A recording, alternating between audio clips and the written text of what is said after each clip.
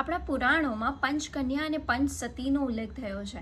શું તમે પંચકન્યા કોણ હતી, પંચસતી કોણ હતી એના વિશે જાણો છો? જો જાણતા હોય તો કોમેન્ટમાં જરૂરથી કહેજો. તો આપણે આજે પંચકન્યામાંની એક કન્યા વિશેની વાત કરવાની છે, જેનું નામ છે કુંતી.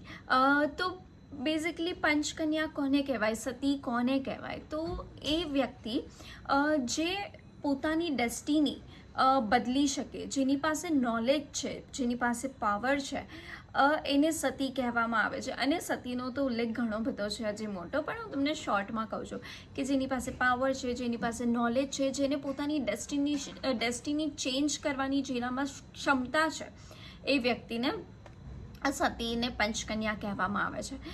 તો કુંતીને હંમેશા લોકો એવી રીતે જાણે છે કે બહુ સ્ટ્રેન્થ, બહુ શક્તિશાળી હતી, બહુ સ્ટ્રોંગ હતી, બહુ એમ્બિશિયસ હતી પોતાના ગોલ્સને લઈને, પોતાના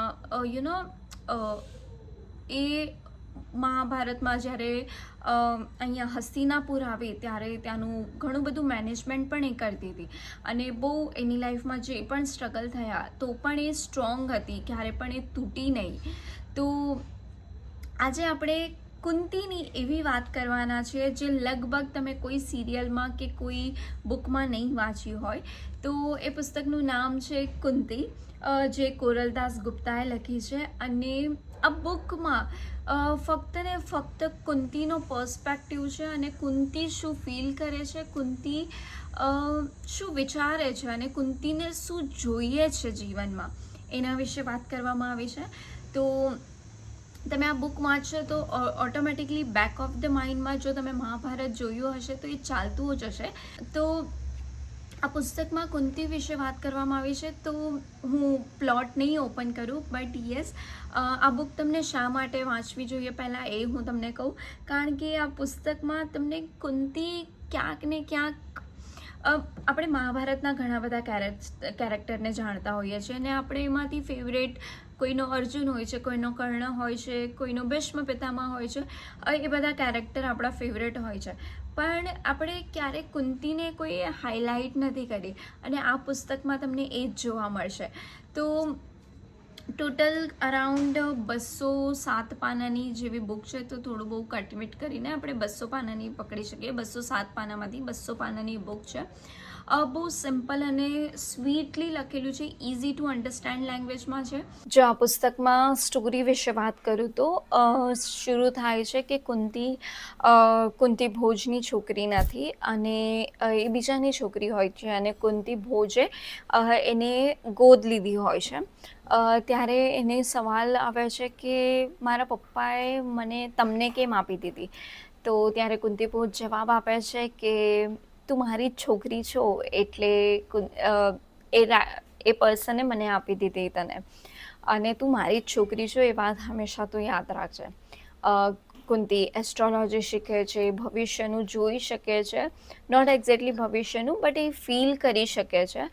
અને પછી એને ધૂંધલું શું દેખાય પણ છે ભવિષ્યનું, બિકોઝ એ એસ્ટ્રોલોજી જાણે છે એના લીધે.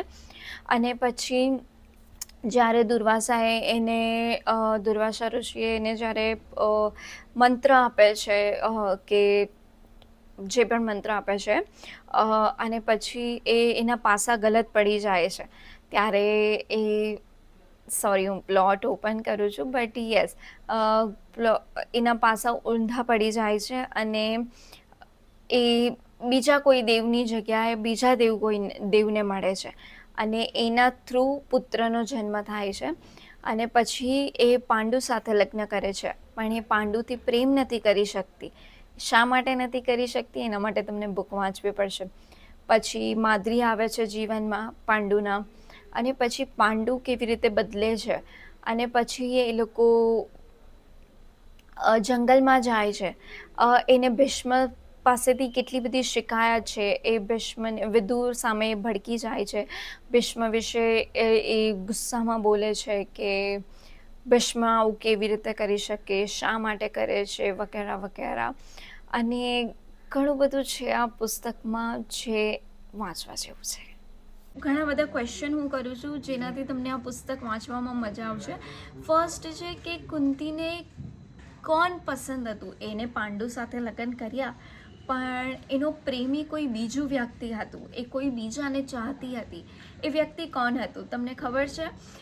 બીજું છે કે કુંતીને શા માટે એ વરદાન આપવામાં આવ્યું હતું, જે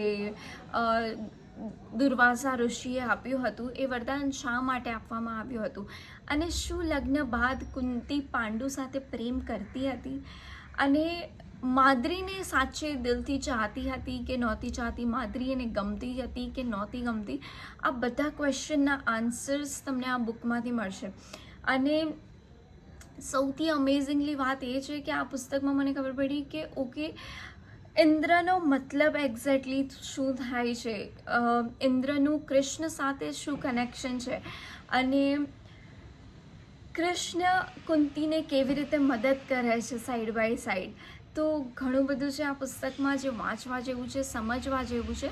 તો કુંતી બેઝિકલી કુંતી ભોજની પુત્રી હતી કે ન હતી, આ બધા ક્વેશ્ચનના આન્સર કદાચ તમને ખબર બી નહીં હોય, અને ખબર હશે તો મને કોમેન્ટમાં જરૂરથી કહેજો.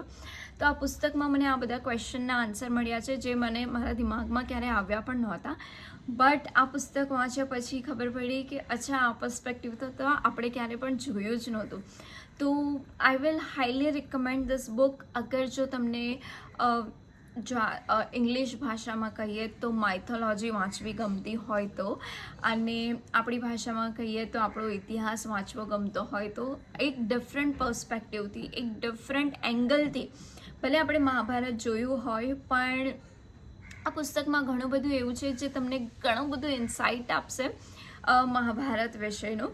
તો હાઈલી રિકમેન્ડ ધીસ બુક. વાંચવી જોઈએ. અરાઉન્ડ આ પુસ્તકની કિંમત છે 100 થી 150 રૂપિયા, અંદાજે 200 રૂપિયા હશે.